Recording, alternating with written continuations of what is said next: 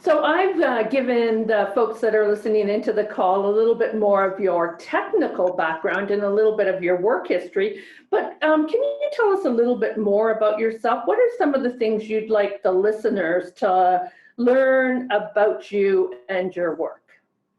Well, I've been a self-employed consultant with Life Changes Consulting, which is my own company, for over 26 years. I think I've always sort of said I'm a slow learner, so it's taken me a long time to get to understand myself and the things that really matter for me in my life and in my work. Community development has always been a passion of mine for decades and decades. It's where my heart lies.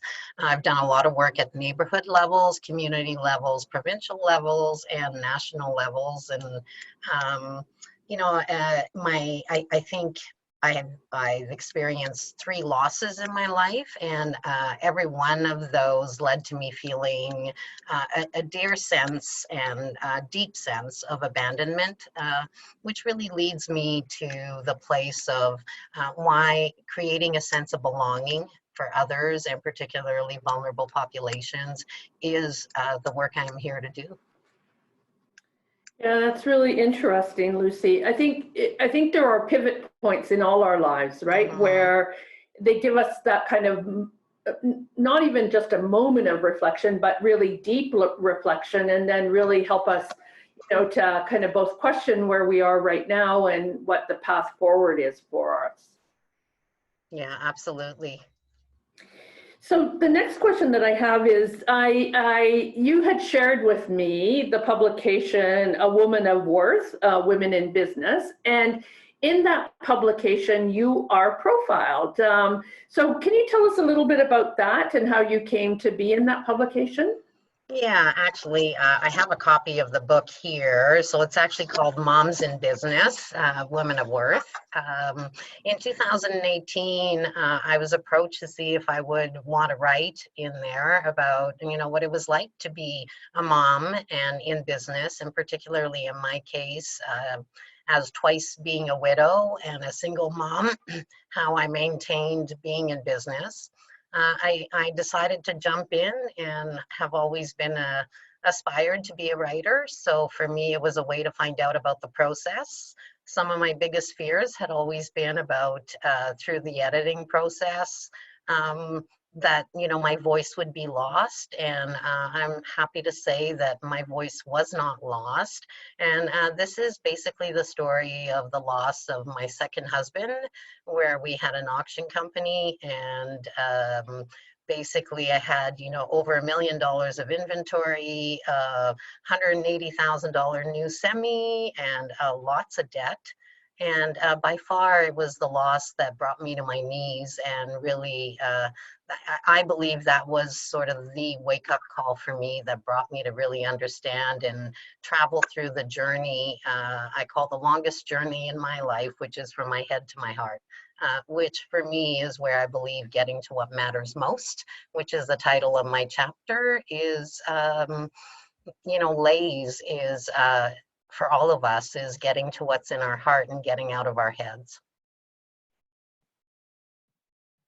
Interesting, and I think as I read through the chapter, that was a bit of the overwhelming sentiment that I got from that, is how do we not overthink things, but how do we really answer those things that are deeply resonant with us and deeply calling to us. You talked about the courage that it took. I think you said, I had to get over my fear of writing and my fear of losing my voice. And so that, to me, the other side of fear is often courage, which is really what this webinar is about. So how would you define courage, and how does this definition that you use, how does it kind of influence your own leadership and your leadership style? When I saw this question on your list of questions, the first thing that comes to me is that my definition of courage is still evolving. You know, and I think when I lost my dad at an early age, it was about the courage to, you know, courage for me then was leading my life like there was no tomorrow. Because it was one of the things that my dad did for me every night. He'd come to my bedside and say, "So if you don't wake up tomorrow, will you be happy? Will you have no regrets?" So you know, courage in that sense was almost like, I'm going to call it balls of fire is the first word that comes to mind, because it was ridiculously risky and almost stupid in the way I led my life and took risks for about 5 or 6 years. And then I think when I lost my first husband, it was, you know, people, as a single mom and very involved in my community, people sort of always looked at me and said, "But you're so resilient." So courage at that point in my life in the 1990s was really about chasing that word, resilient. How could I be more resilient? I fell in love with that word, regardless of how it kept me out of my emotions. It kept me, you know, always running for the next piece. That was the courage.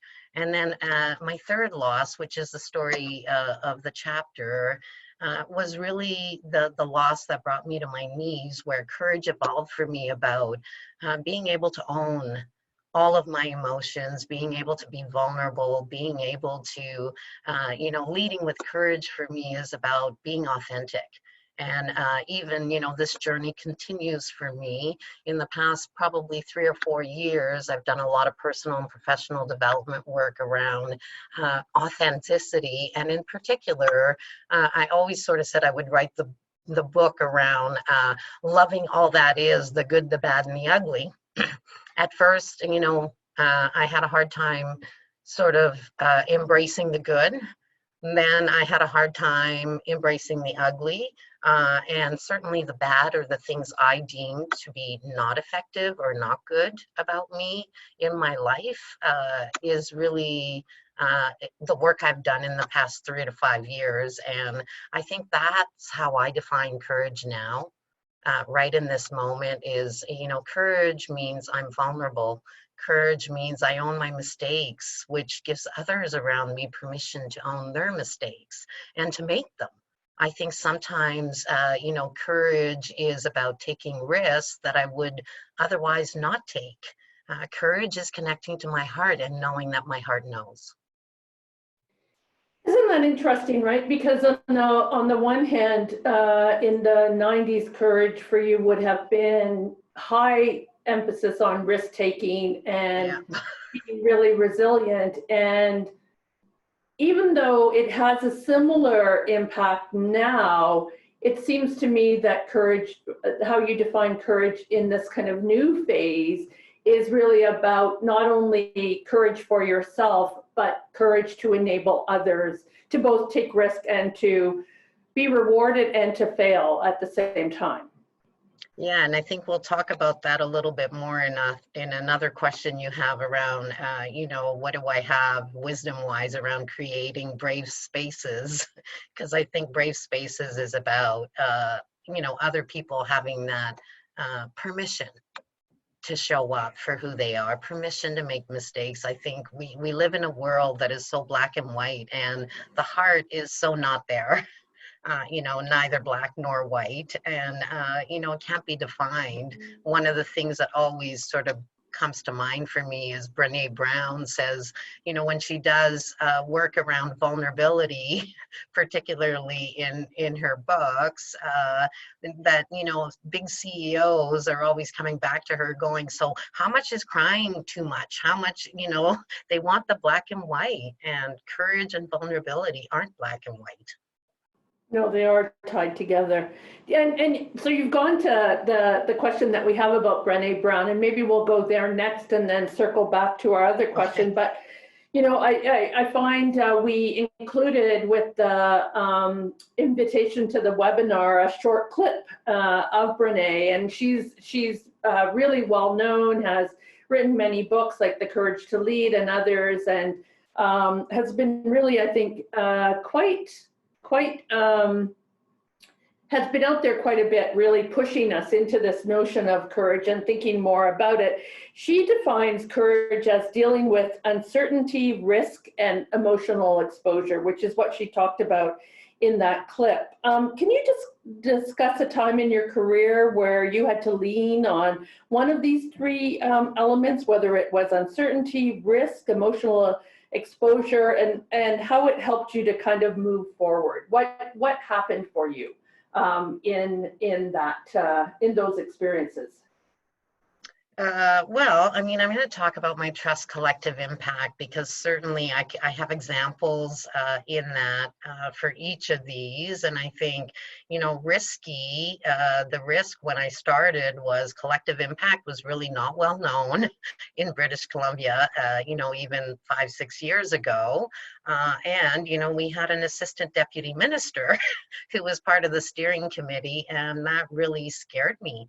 People in powerful positions, and it was just, it was really for me risky about taking the first leadership role in this collective impact and on a topic and with a population of vulnerable youth who are aging out of a system that I knew nothing about.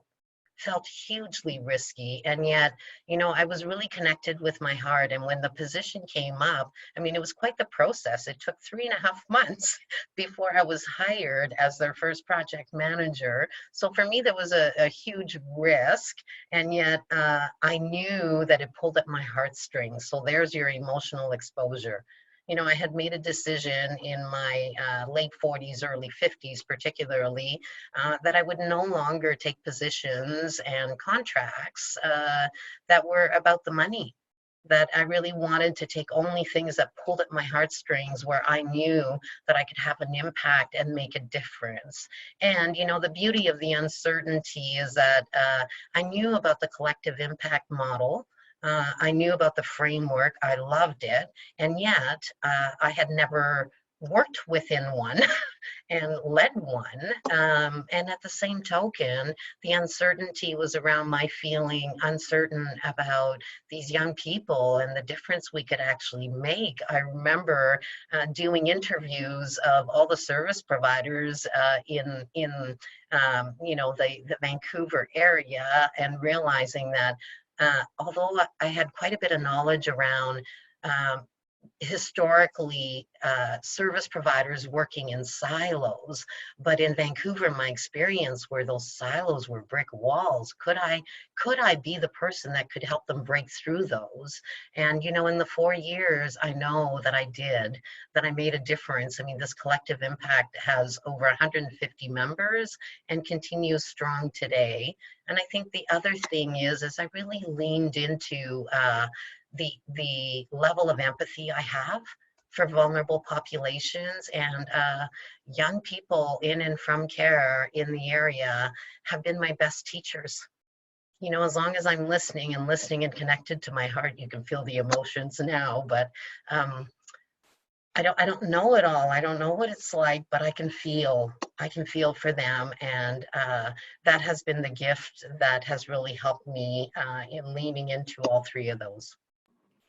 It's so interesting to hear you speak, Lucie, because I know that I've had kind of this in and out connection with the Trust Collective Impact Initiative, and we'll add a link to the website and the resources of the Trust Collective Impact Initiative in Vancouver that you have been talking about. But it's interesting because there was probably uncertainty for you, but equal uncertainty for everybody else, right? Around collective impact, around, you know, co-designing and co-creating something. There was some risk, because if it wasn't successful, what would that mean for the organizations and the funders sitting around the table, and your deputy minister? And then also this notion of emotional exposure, right? Because, you know, could empathy come to the forefront? Could we listen openly and honestly and really,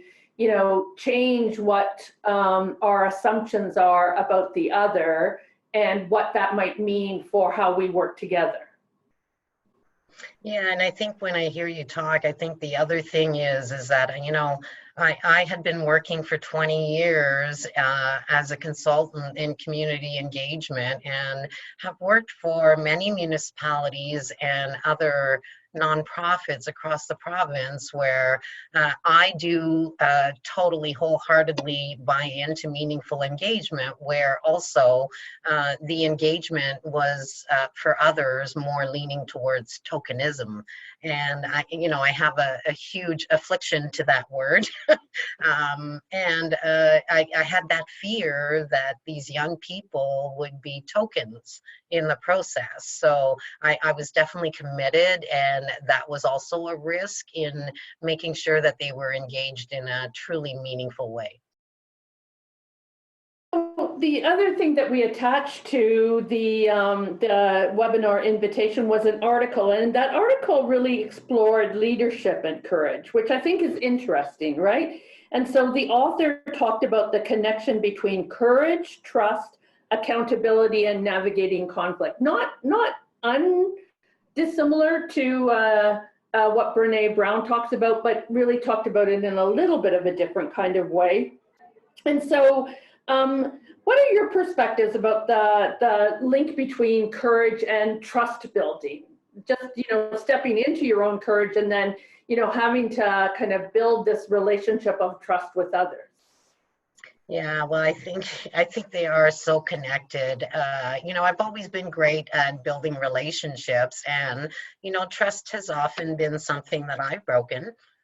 Obviously, I think most of us have at some point or other, and yet, even though I've broken the trust and owned those mistakes, those people still trust me, because I take a high level of ownership and accountability. And I think that, I'll use an example in trust is that, obviously iterative feedback loops were important.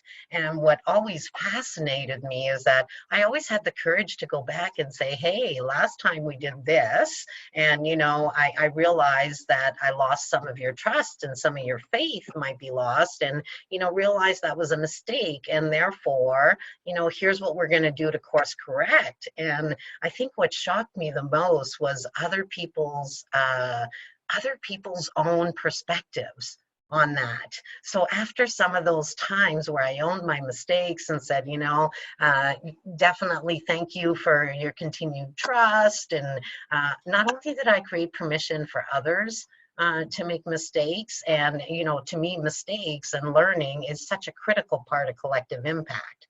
But I think the other thing was, in their perspectives, I had people come up to me after saying, why do you diminish yourself that way? Why are you throwing yourself under the bus? And I remember thinking, I'm not. I'm owning. I'm authentic. I'm showing up in all of my good, bad, and ugly. And we all make mistakes. So although for me it was authentic and it was a beautiful sort of message, and it's what helped me build more trust and create those environments where people didn't feel like making a mistake was a bad thing, and that it encouraged more risk. And yet, I still had people all the way to the end saying, you're such a great person. You're such a great leader. You have such courage to show up, like, why do you keep throwing yourself under the bus? And I kept thinking, I'm not. So, I think society builds a lot of these sort of ways of being that we've been conditioned to follow, and authenticity has no room in there. For people to really show up with courage and do the work they do. And maybe that links into what Brene Brown talks about, right? That vulnerability, that empathy part of this. And I think the other article is more from a Harvard Business Review kind of perspective around leadership. But the softer side of that is vulnerable, and it maybe does challenge us as people that are in relationship with one another to think about, how do we, when someone is vulnerable, when they do show up and say, look, I made a mistake, how do we accept that, but build together to the next stage, right? That whole notion of emotional intelligence that I think, was maybe popular in the 90s, but we've lost a little bit of the thinking about emotional intelligence. Well, I agree, Liz. And I also think interesting your word of, how do we accept those mistakes? Because I think certainly in collective impact in my own practice, I go beyond that. How do we embrace those mistakes? How do we embrace our learning together? How do we embrace the beauty of showing up in my good, bad, and ugly and being okay with that and knowing that there are gifts and the gift is the lessons and the learnings. I mean, I always say, not that I'm ever praying for any more losses in my life, because I've certainly had my sort of, three from a very young age all the way to my mid 30s. And yet, had I not had those, I don't know that I'd be the person I am today. So, I think we all have those wake up calls, and I think authenticity is a place where I can be courageous and show up as I am, and not only accept those parts of me I don't like, but actually understand that there's a gift. I just did some work on shadow work, which is really around that sort of those things I don't like about me. And one of the things that is so true for me is sometimes I can be rude. I have a bitch in me, to use that word. And the reality is, are there times where she needs to come out and has value? Absolutely. But ever since I understood that she has a purpose in my life, I now love her rather than, putting her aside and then making myself wrong and going to a place of guilt and regret for those actions I take when she comes out. I now love her and know she has a purpose. And I mean, the Buddhist Pema Chodron also has a really beautiful 1 hour webinar that Sounds True has published around vulnerabilities and what it takes for us to not have regret, because regret leads to guilt, and guilt is only giving myself permission to do it again. Wow, this is such an interesting conversation, right? Because when we think about the work of an initiative like the Trust Collective Impact work and other collective impact work, where we're trying to work differently together, right? We're trying to go into a new space and look at the system and look at how we can use the resources that already exist in community to create change. It's actually asking us to work in new and different ways. And so there is vulnerability in that, right? And there is risk in that. And all these things about courage are almost embedded in this kind of different way of working that this path that we're going down. I also think, you bring up a key point about, not only the risk and vulnerability involved, but often there are like deep-rooted historical facts and things that occur in community where service providers are competing against each other. And there's a little bit possible, there's definitely possibly some animosity there. And how do we just get past that? How do we get past the history? And, again, I think the other thing between, with courage and leadership and authenticity is that ability to connect with my heart and be present in the very moment. And let history and let the rest of that stuff, let it go, surrender it, and know that I can't change it. So how do I move forward from here? And I think that's one of the things we did a lot of work with in Trust, particularly, was around, letting go of all of that and turning the page and entering into a new chapter, and a new chapter where we could learn together and make mistakes together. So that leads really nicely into another question about that comes from the work of Brene Brown again. And so we, like in community change work, we talk often about creating these safe spaces, right, for conversation. And she has actually turned that around a little bit, and she calls them brave spaces. And you referred to this earlier in our conversation. So it's really about creating spaces where vulnerable individuals feel safe, they feel supported, and they actually are able to share their truths, right? And what that means, I think, for me, in terms of sharing the truth, is for us, to actually hear what's working and what's not working, and particularly what's not working, because sometimes what's not working is something that I'm doing, right? So it's a little bit confronting, but also freeing in some ways. So what can we learn from you and some of the work that you've been involved in about the creation of these brave spaces, and particularly some of the work that you did with the Trust Collective Impact Initiative in terms of youth who were in their lives aging out of care?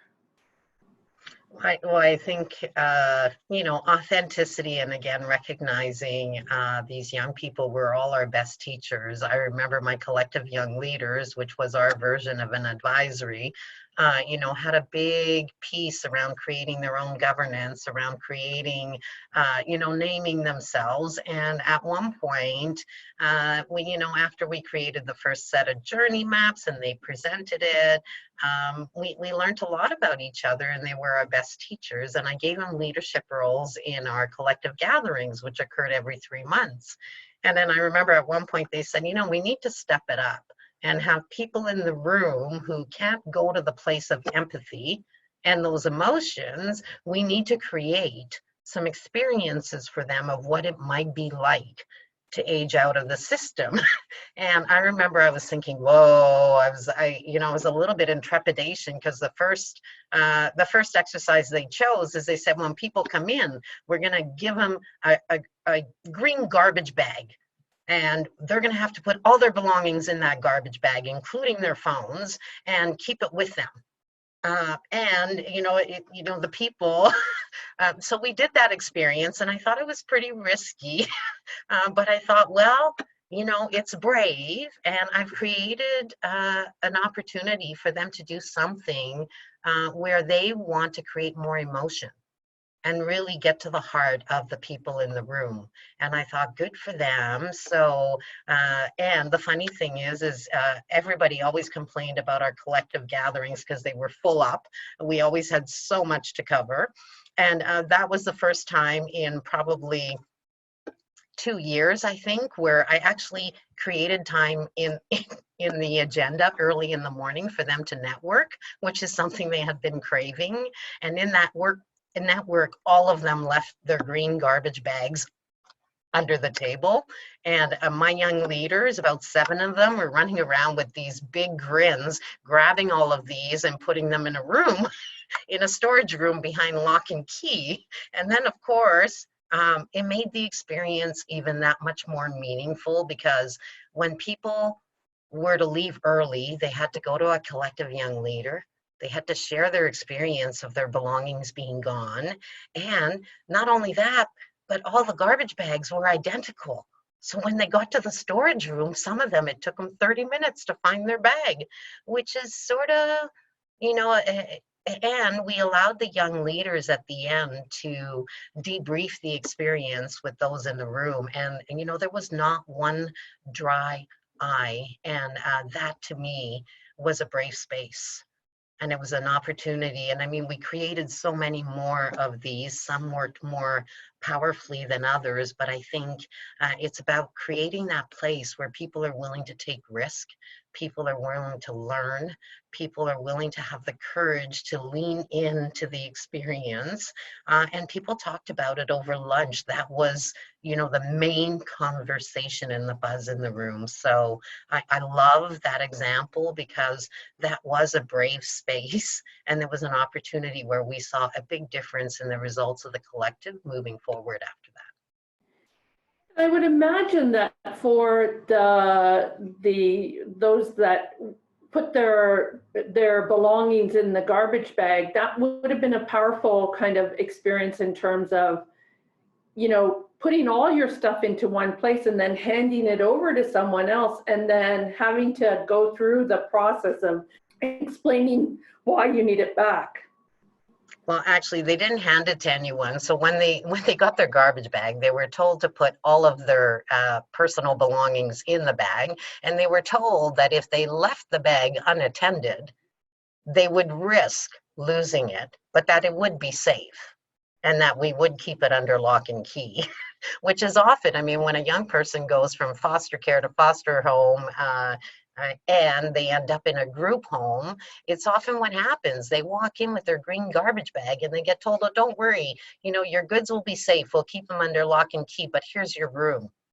Right. So, even in treatment centers and jails, I mean, this is a part of our system. So they left their bags unattended, having been fully cautioned that this could be a risk. And probably more than half of them lost their bags.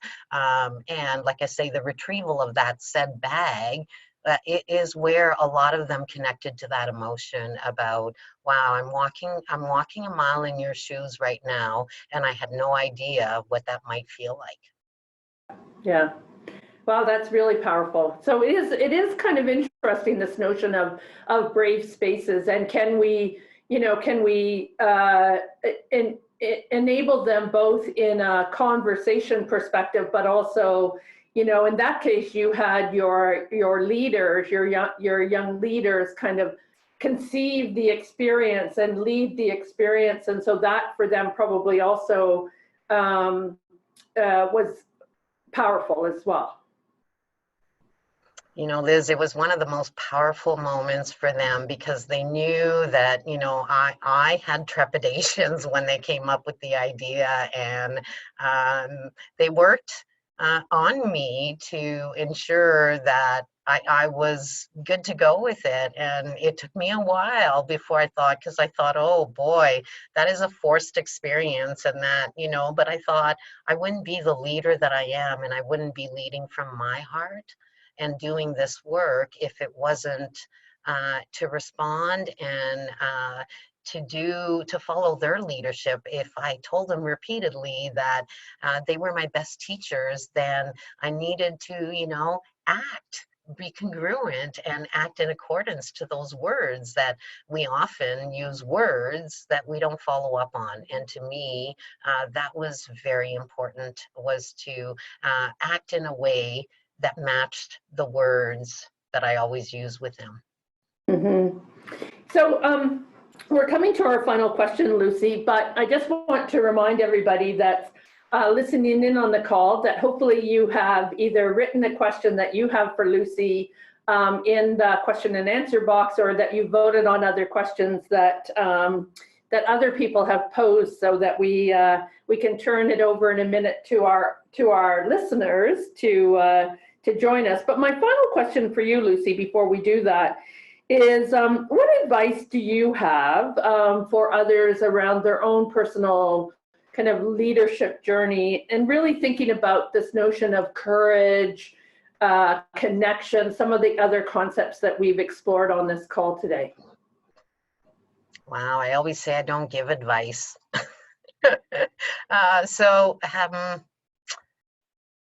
I think the biggest, I'm going to go right back to what I said at the beginning. So I grew up with a mom that when we lost my father and I was 17, never cried. It was a sign of weakness.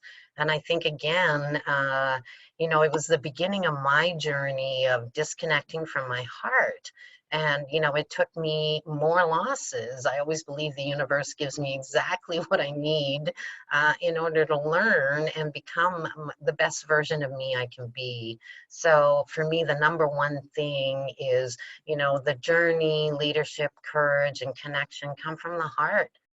And so if my heart isn't open and I'm not listening, then basically, connection is hard, courage is hard, and my leadership journey may have no purpose. To me, that, the longest journey we take in society based on the way we're sort of molded by society and by the people that have a big influence on us is about that journey from my head that tells me to go, go, go and get more and, take the next job and go up the ladder. It's going from that head into my heart. And I mean, again, the title of my chapter is Getting to what matters most in your life. And for me, it took some harsh learning to realize that what matters most is nested in my heart.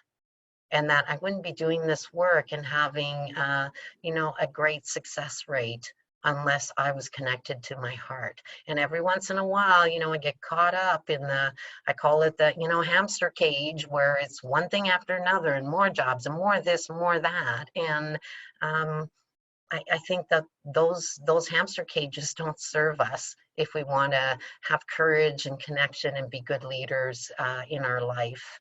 And I think the last thing is, you know, when I'm connected to my heart, I know I can take risks. So in June, I was expecting my second granddaughter, and I decided I had been sort of working my way out of the collective impact, the trust, you know, journey, because it had become very heavy on the admin, and it was draining my soul. It was draining my spirit, and it took me a year to get out. But getting out of there, I took a risk because financially I could use the extra money. And by taking that risk, I netted so many more opportunities. And, you know, even with my agedout.com, which I already had, then came an opportunity to write a life skills program for youth aging out of care that has the potential to be scaled up provincially.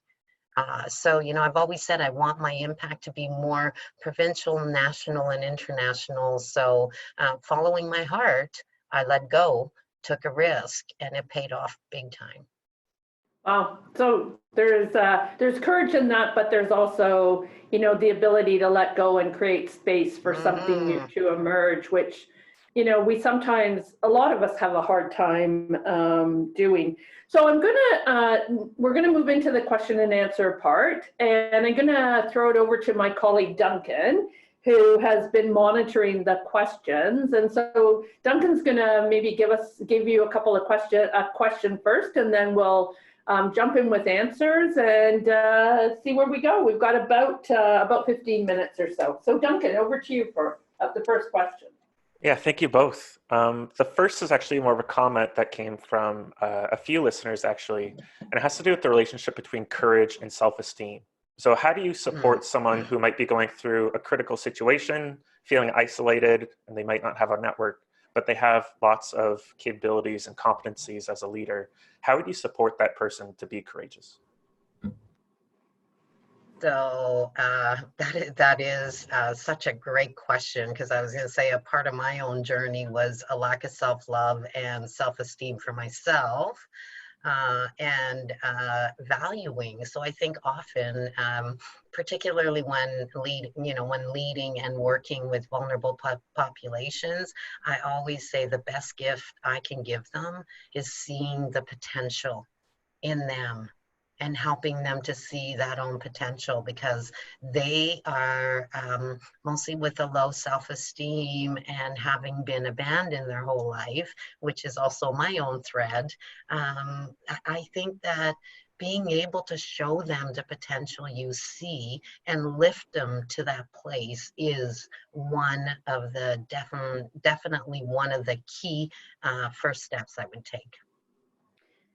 Yeah, it's interesting to me. What I heard you say there, Lucie, is that you almost have to believe in yourself and give permission to yourself, and at the same time give permission to others, right? And it's there was this book written a while ago called The Leadership Challenge, and there were 5 things in the Leadership Challenge, but the one that has always resonated the most with me was this challenge of modeling the way, right? And that one I've always kind of thought about, how do we, in our own work, and I've heard this all through this conversation, how do we, model the way, right? How do we continually reflect on our own courage, on our own vulnerability, on our own ability to take risk, and by doing that also model the way for others. Agreed. Wonderful. Thank you both so much for your answers to that. The next question is our most highly voted one of the session so far. It comes from an anonymous learner, and they ask, have you ever ruined a relationship due to a mistake? If so, how did you deal with this later and learn from it? Or if you haven't ruined a relationship, but rather strained one instead, how did you repair that relationship? Oh boy. I have ruined a relationship based on mistakes and based on a lack of empathy. Although I've tried to repair that particular relationship, it was one of my biggest lessons in surrendering and letting go, which is something that I've struggled with my whole life. I tend to like to hang on to pain. I definitely tended to like to hang on to suffering for some reason that made me feel better. And the reality is sometimes, it takes two to tango is so true in this case. And that sometimes if I've harmed a relationship, it's not up to me to decide if it's repairable or not. And that even though this person is still a part of my life, and definitely we comment on each other's things in Facebook and wish each other a happy birthday every year, the relationship is non-existing apart from that. And I'm okay with that. I'm okay with that. So I think, it's not a place where I think make all efforts to repair the relationship, mostly if it really matters. And I think the key in repairing any relationship where harm has been done is to come from a place of, true regret, rather than going to the place of guilt and I need to do this. Then if in your heart you really regret the mistake and you really regret the loss of that relationship, then do the work and aim to repair it, and know that the harm might be, from the other's perspective, greater than what you can repair. Wonderful. Thank you so much. The next question again comes from an anonymous attendee. They ask, I understand the hard work in building trust with others. How would one go about forgiving someone who has broken trust with them? So kind of being on the other side of that question there. Yeah, well, I have a whole workshop on forgiveness, because I think when I'm not forgiving someone else, I'm the one who's suffering. Because chances are they know they've broken trust and moved on. They're not hurting, but by not forgiving them, I'm carrying that burden. So, I'd like to reverse the question and say, what are you getting out of not forgiving them?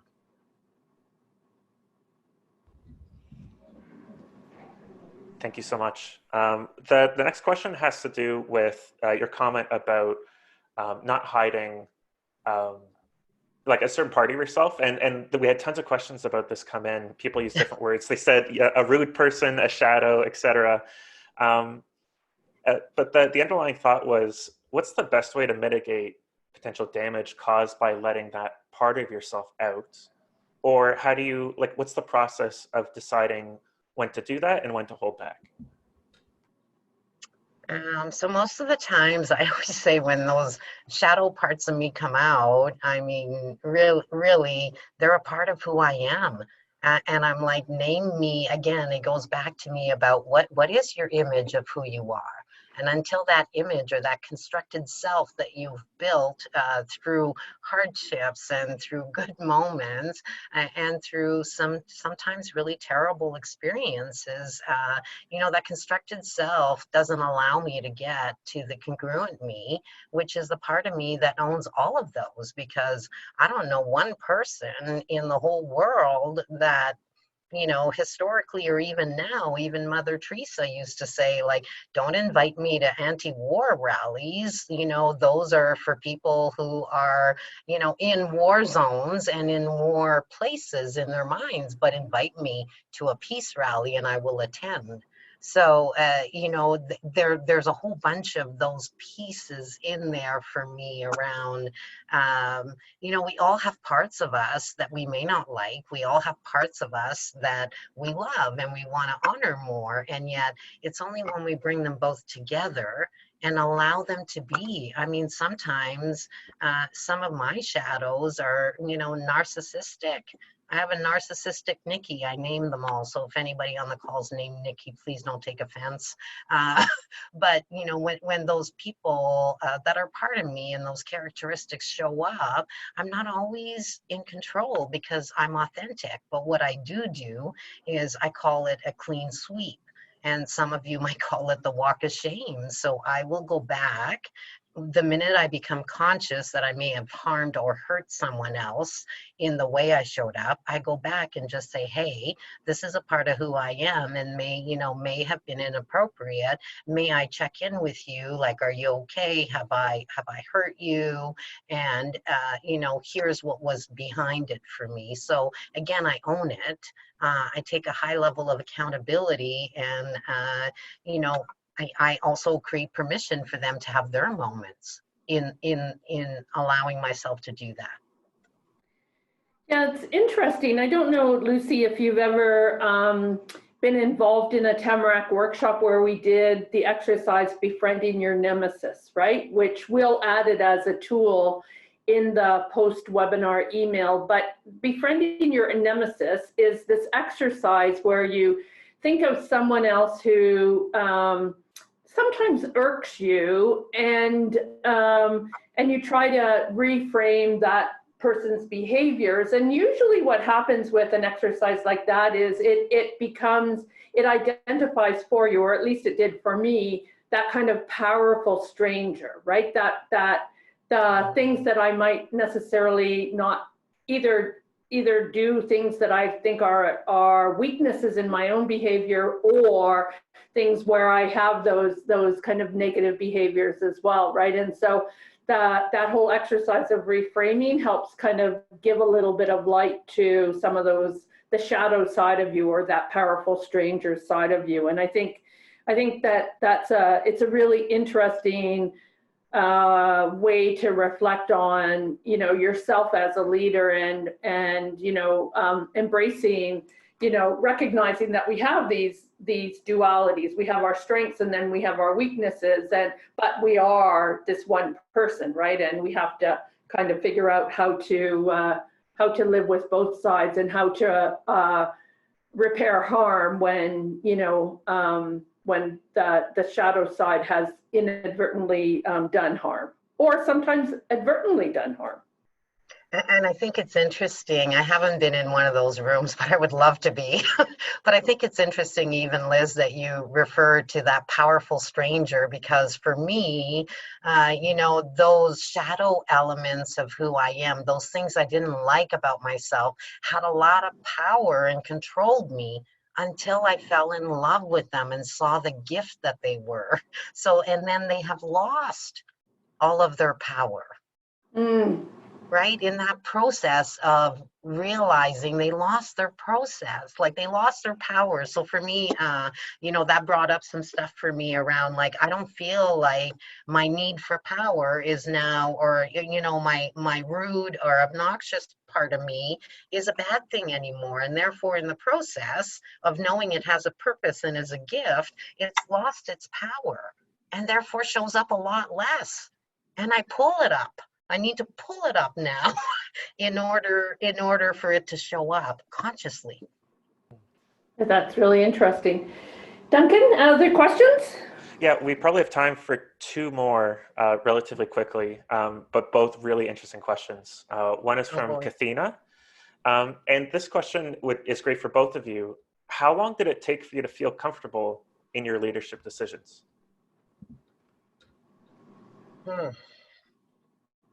I can't say I ever felt uncomfortable in my leadership decisions. I mean, even in my early years of becoming a consultant, I think, I always faked it till I made it. But I think where I am now is so much more grounded in the last 10 years, 15 years for me, around my decisions coming from the heart.